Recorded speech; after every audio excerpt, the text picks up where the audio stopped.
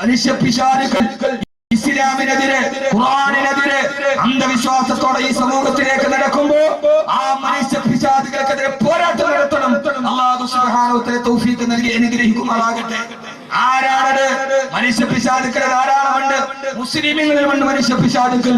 എന്റെ ഹിസ്ബുൽ പ്രവർത്തകരടക്കമുള്ളവരോട് ആ മനുഷ്യ പിശാചുക്കളോട് ഇസ്ലാമിനെ കാണുന്നതിനോട് ഫാസിസം മാത്രമല്ല, നാസിസം മാത്രമല്ല, സയനിസം മാത്രമല്ല, ഇസ്ലാമിന്റെ ഉള്ളിലെ മനുഷ്യ പിശാചുകൾക്കെതിരെ, അള്ളാഹുവിന്റെ ദീനിനെ വികൃതമാക്കുന്നവർക്കെതിരെ നിങ്ങൾ കണ്ടിട്ടുണ്ടോ എന്ന് എനിക്കറിയില്ല.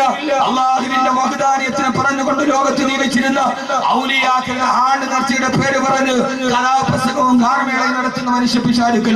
ഈ അടുത്ത സമയത്ത് ഞാൻ അടൂര് പോയപ്പോ ഒരു പേപ്പർ എന്റെ കയ്യിൽ കിട്ടി. എന്റെ ഓർമ്മ ശരിയാണെങ്കിൽ കളമലപ്പള്ളിയിലാണെന്നാണ് ഓർമ്മ. രാവിലെ മക്കാ സിയാറത്ത്, 10 മണിക്ക് കൂട്ടപ്രാർത്ഥന, 11 മണിക്ക് വിധു പ്രതാപിന്റെ ഗാനമേള. ആരുടെ പേരിലാണോ ഇത്? ആരാ നടത്തുന്നത്? നമ്മുടെ നാട്ടിൽ ധാരാളമായി ഇതിന്റെ പേരിൽ എന്റെ ഇസ്ലാമീന്ന് പുറത്താക്കിയാൽ എനിക്ക് യാതൊരുവിധ പ്രശ്നങ്ങളുമില്ല.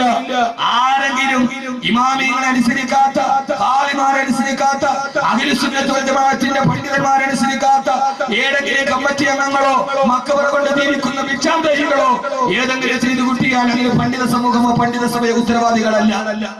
ഇവിടുത്തെ ഉൽപ്പതികൾ ഇത് പറഞ്ഞിട്ടാണ് മുതലെടുക്കുക. എന്റെ പ്രിയപ്പെട്ട ചെറുപ്പക്കാരെ, ഈ ഏറ്റവും വലിയ മനുഷ്യ പിശാചുകൾക്കെതിരെ പോരാടാൻ നമുക്ക് കഴിയേണ്ടതുണ്ട്. എത്ര മക്കബറകൾ അല്ലാഹു നമുക്ക് ബോധം തരട്ടെ. നിങ്ങൾ തന്നെ തുറച്ചോക്കണം. സത്യം ആരെങ്കിലും പറയണ്ടേ? തുണിയില്ലാതെ രാജാവ് ഓടിയപ്പോൾ ചുറ്റുപാട് കൂടി നിന്ന് മുഴുവൻ ആളുകളും പറഞ്ഞു കൊള്ളാൻ അടിപൊളി. പക്ഷേ ഒരു കൊച്ചുകുട്ടിയാണ് വിളിച്ചു പറഞ്ഞത് രാജാവ് നല്ലനാണ്. അതുകൊണ്ട് കൊച്ചുകുട്ടി വിളിച്ചു പറയുന്നത് പള്ളിയിൽ ഉസ്താദ് പറഞ്ഞാൽ കേൾക്കും. പറഞ്ഞാൽ ബസ്സിന് പറയാം എന്റെ പള്ളിയിൽ പറ്റി നിങ്ങൾക്ക് സൗകര്യം ഞങ്ങളിതൊക്കെ നടത്തും. അങ്ങനെയുള്ള കുറെ കമ്മിറ്റിക്കാരുണ്ട്. ഉമറാക്കളധികവും വിവരമില്ല, ജലാശയം ഭരിക്കുന്നതിന്നണ്ണാനാ. കടുവാസ്ഥാന വ്യക്തമായിട്ട് പറഞ്ഞിട്ടുണ്ട്. ഉമറാക്കളധികവും വിവരമില്ല, ജലാശയം ഭരിക്കുന്നതിന്നണ്ണാനാ. അള്ളാഹുവിനെ പള്ളി വിളിക്കുന്നവൻ അണ്ണാ ജലാശയം ഭരിക്കാൻ തുടങ്ങി. വരുമാനത്തിലേട് തോന്നിവാസവും പള്ളിയിലെ സത്യം പറഞ്ഞപ്പോ ലോകത്ത് ഗ്യാരണ്ടി ഇല്ലാത്ത 2 സാധനമേ ഉള്ളൂ. ഒന്ന് നമ്മുടെ റൂഹും മറ്റൊന്ന് വലിയ ജോലി. ഏത് സമയത്തും പറ്റിലെ പോയിക്കൊള്ളുക.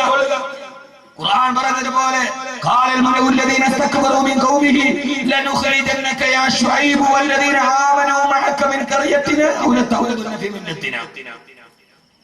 കച്ചവടക്കാരായ മഹല്ലുകാരോട് കച്ചവടത്തിന് പലിശ മേടിക്കുന്ന ശുഐബ് നബി പറഞ്ഞപ്പോ ഖാലൽ മലഉല്ലദീന ഇസ്തക്ബറൂ മിൻ ഖൗമിഹി, അവിടുത്തെ വരേണ്യ വിഭാഗം പറഞ്ഞു നിങ്ങൾ ഒന്നുകിൽ ലനുഖരിജന്നക യാ ശുഐബ്, ഓ ശുഐബ് ഒന്നുകിൽ നിങ്ങൾ ഞങ്ങളുടെ മഹല്ലിൽ നിന്ന് പുറത്താക്കും, അല്ലെങ്കിൽ ഔ ലതൗദുന ഫീ മില്ലത്തിനാ, ഞങ്ങളുടെ കൂടെ വല്ലദീന തൽഫാത്തിയ പറഞ്ഞു.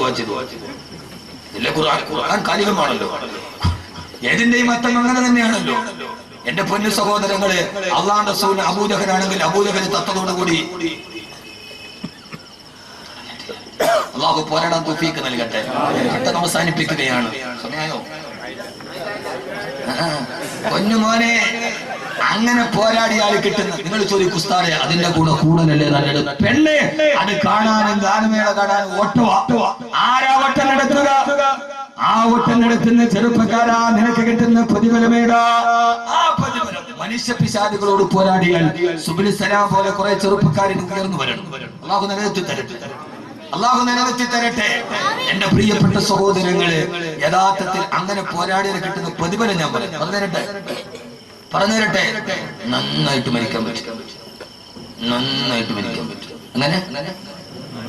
എങ്ങനെ നന്നായിട്ട് മരിക്കാൻ പറ്റും. ഒരേ കാലഘട്ടത്തിൽ ഒരു മനുഷ്യ പിശാചിനെയും പോരാടിയവരെയും കഥ ഖുർആനിലൂടെ പറഞ്ഞു. 2 എത്ര മണിക്ക് എത്തണം? നിങ്ങൾ പറയാം.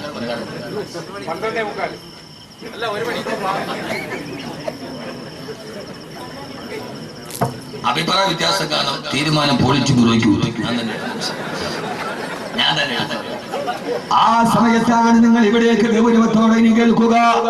ആ സമയത്താണ് ഒരേ കാലഘട്ടത്തിലെ മനുഷ്യ പിശാചുക്കളും പോരാട്ട വീര്യം നടത്തി സമരപ്പറമ്പിന് ഏറ്റവും വലിയ ആദർശത്തിന്റെ കാവളം മുടക്കി ആധുനിക ലോകത്തിന്റെ ആദർശത്തിന്റെ വക്താക്കളുടെ കഥ പറയുമ്പോ നിങ്ങൾക്കറിയുമല്ലോ, ലോകം കണ്ട ഏറ്റവും വലിയ മനുഷ്യ പിശാചാണ്.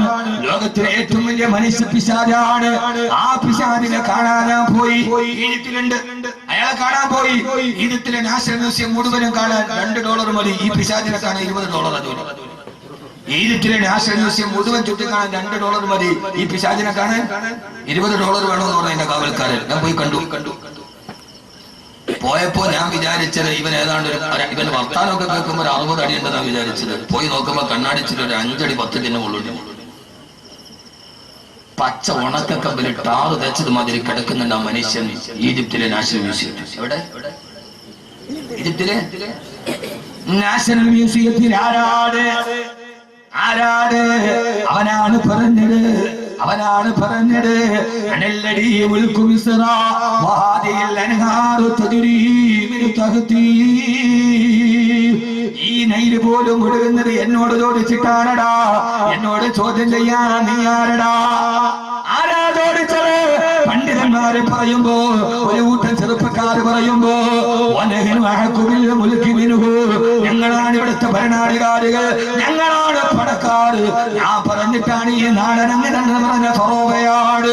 അല്ലാഹുവിൽ വിശ്വസിക്കണേ ഫറോവ, പരലോകം വരും ഫറോവ എന്ന് മൂസാ നബി പറഞ്ഞപ്പോ ഫറോവയ്ക്ക് മനസ്സിലായില്ല.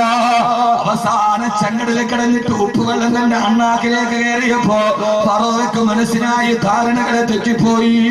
ആ സമയത്താണ് ഫിറഔൻ പറയാൻ പോയത്, ആമന്തു ലാ ഇലാഹ ഇല്ലല്ലദീ ലാ ഇലാഹ ഇല്ലല്ലാഹ് പറയാൻ പോയപ്പോ എന്താ സംഭവിച്ചതെന്നറിയോ? ഫഅഖദഹുല്ലാഹു നകാല ആഖിറതി വൽ ഊലാ. ജിബ്രീൽ വന്ന് തൊണ്ടക്കുടിയിൽ പിടിച്ചിട്ട് പറഞ്ഞു, ഇനി പറയണ്ടടാ, പറയാനുള്ള സമയം കഴിഞ്ഞു പോയി. എത്ര ആളുകൾ നിങ്ങളോട് തിരുത്തി തന്നനാണ്. ഈ ആഭാസം പാടില്ല, ഈ അശ്ലീലത പാടില്ല, ഈ അനാവശ്യം പാടില്ല, ഈ ആവർത്തനം പാടില്ല എന്ന് പള്ളിയിലെ കാവിയാരും പള്ളിയിലെ ആലിമീങ്ങളും പറഞ്ഞപ്പോ പുച്ഛിച്ച് തള്ളിയവര് നന്നായിട്ടും മരിച്ചില്ലടോ ഫറോവ, നന്നായിട്ടും മരിച്ചില്ല ഫറോവ. ലാ ഇലാഹ ഇല്ലല്ലാഹ് പറയാൻ പോയപ്പോ ഫഅഖദഹുല്ലാഹു നകാല ആഖിറതി വൽ ഊലാ. ഈ ആയത്തോടുമ്പോ ഇനി ഓർമ്മ വേണം. ജിബ്രീൽ വന്ന് അണ്ണാക്കിന് കുത്തിപ്പിടിച്ചിട്ട് പറഞ്ഞു, സക്കറാത്തിന്റെ വേദനയിൽ കെലിമ പറയാനോ വേണ്ട. ചെങ്കടലിലേക്ക് ചത്തുപോയി ഫറോവ. 40 വർഷങ്ങൾ കഴിഞ്ഞപ്പോ, 400 വർഷങ്ങൾക്ക് ശേഷം ഫറോവയെ കണ്ടെടുക്കപ്പെട്ടു. അവസാന പസഫിക് മഹാസമുദ്രത്തിൽ സമുദ്ര ഗവേഷകർക്ക് ഒരു മുടിക്കെട്ട് കിട്ടി. ആ മുടി ഇപ്പോഴും മ്യൂസിയത്തിലുണ്ട്. ഇന്റർനെറ്റിൽ പരസ്യം ചെയ്തു, ഒരു മുടി കിട്ടിയിട്ടുണ്ട്, ആരുടെ ഇടങ്ങളില്ല. അങ്ങനെയാണ് ഈജിപ്ഷ്യൻ ഗവൺമെന്റ് വാങ്ങിച്ചത്. ഫറോവയുടെ തലയുടെ മറുഭാഗത്ത് ഫറോവയുടെ തലമുടിയടക്കം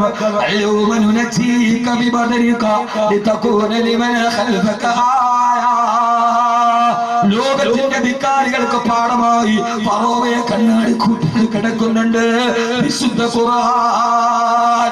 ഫറോവ ചത്തത് ഏറ്റവും ഭീകരമായ മരണമാണ്. എന്നാൽ ഈ മനുഷ്യ പിശാചിനെതിരെ പട നയിച്ച ആളാണ് ബഹുമാനപ്പെട്ട കലീമുല്ലാഹി മൂസ. കലീമുല്ലാഹി മൂസ. മനസ്സിലാവുന്നുണ്ടോ ഞാൻ പറയുന്ന വിഷയം? മനസ്സിലാവുന്നുണ്ടോ? ഇവിടെ പിശാച്, ഇവിടെ മൂസ. നമ്മൾ ആരാവണം? കാലത്തിന്റെ മൂസ. നമ്മൾ ഫിറൗനാവരുത്. നമ്മളിപ്പോഴും ആരാ? നമ്മൾ ഫിറൗൻ. ആരടാ? ഞാൻ ആദ്യം പറഞ്ഞ ആളാരാ? ഫറോവേ. ഇപ്പൊ നമ്മളാരാ? എനിക്കപ്പുറത്തേക്ക് ഉയരാണെങ്കിൽ മുക്കറിയാണെങ്കിൽ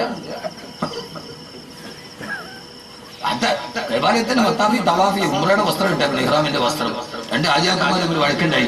പോയ പള്ളിയിൽ അമീറായ ഉസ്താദ് പറഞ്ഞു, വഴക്കുണ്ടാക്കല്ലേ, ഹറമാണ്, വൃത്തിരിക്കുന്ന വസ്ത്രം മതി. എന്തോന്ന് ഹറം? അവിടെ ചെന്നാലും നമുക്കൊന്നും മാറില്ല. ഈ അനാനിയത്ത് പറഞ്ഞാൽ എന്നതിന്റെ അർത്ഥം എന്താ? ആ ഹജ്ജിന് പോയ ആള് അവൻ പള്ളിയിൽ വെള്ളിയാഴ്ച പൊക്ക് പൊക്കണ ആള്. അവിടത്തെ ഫറോവയും ഫിറൗൻ അബൂജഹൽ ചത്തെങ്കിലും ലോകത്ത് പിന്നെയും വരൂലേ? വരുമോ? ആര് പറയണല്ലേ?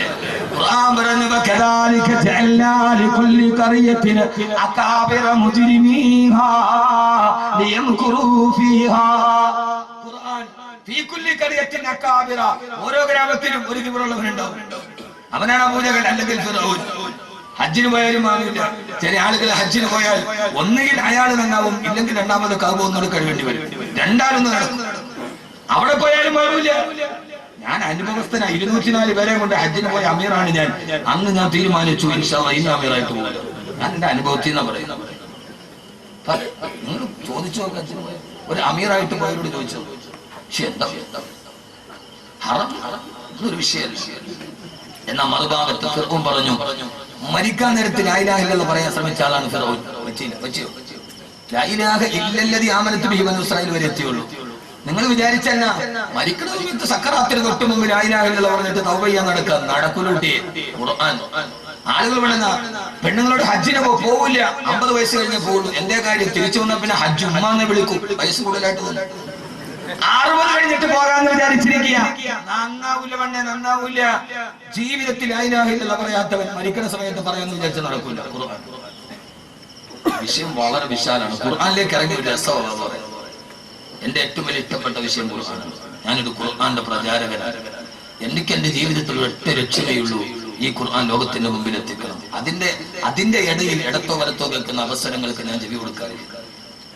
അതിന്റെ ഇടയിൽ ആ ലക്ഷ്യത്തിലേക്കുള്ള പോക്കിന്റെ ഇടയിൽ ഇടത്തുനിന്നും വലത്തുനിന്നും കേൾക്കുന്ന അവശബ്ദങ്ങൾക്ക് ഞാൻ ചെവി കൊടുക്കാറില്ല. ചാലിയത്തെ അഹമ്മദ് കോയ ശാരിയാത്തയുടെ ലൈബ്രറിയുടെ മുകളിൽ ഒരു വലിയ ക്ലോക്ക് ഉണ്ട്. അതിന്റെ താഴെ ഇംഗ്ലീഷ് കവിയായ റോബർട്ട് ഫ്രോസ്റ്റിന്റെ ഒരു കവിത എഴുതി വെച്ചിട്ടുണ്ട്. ജവഹർലാൽ നെഹ്റുവിന്റെ മേശപ്പുറത്ത് പോലെ കവിത ഉണ്ടായിരുന്നു. അനക്കമറ്റു നിദ്രയിൽ ലയിപ്പതിന് മുമ്പതായി എനിക്കതീവ ദൂരമുണ്ട് വിശ്രമം നടക്കും. എന്നെ 3 വെള്ളത്തുണിയിൽ പൊതിഞ്ഞ് എന്റെ വീടിന്റെ മുറ്റത്ത് വെക്കുന്നതിന് മുമ്പ് എനിക്ക് നടന്നു നടക്കാൻ കുറെ പാതകളുണ്ട്. ഞാൻ ആ പാതയിലോട്ടുള്ള നടത്തത്തിലാണ്. ഞാൻ ലക്ഷ്യം വളരെ ദൂരെയാണ്. ദൂരെയുള്ള ലക്ഷ്യത്തിലേക്ക് നടക്കുമ്പോൾ ഇടതുഭാഗത്തോ ഇപ്പുറത്തോ ഇരുന്ന് അപശബ്ദം കേട്ടാൽ കുരച്ച നായോടും കടിച്ച പൂച്ചയോടും വർത്താനം പറഞ്ഞാൽ നമുക്ക് ലക്ഷ്യത്തിലെത്താൻ കഴിയില്ല. അതുകൊണ്ട് ഞാൻ മറുപടി പറയാറില്ല. ആ മറുപടി പറയാൻ നമുക്ക് സമയം, നമ്മൾ ലക്ഷ്യത്തിലെത്തില്ല. അത്രയും സമയം നമ്മൾ പിന്നിൽ പോകും. അല്ലാഹു നമ്മളെ ലക്ഷ്യത്തിലെത്തിക്കട്ടെ.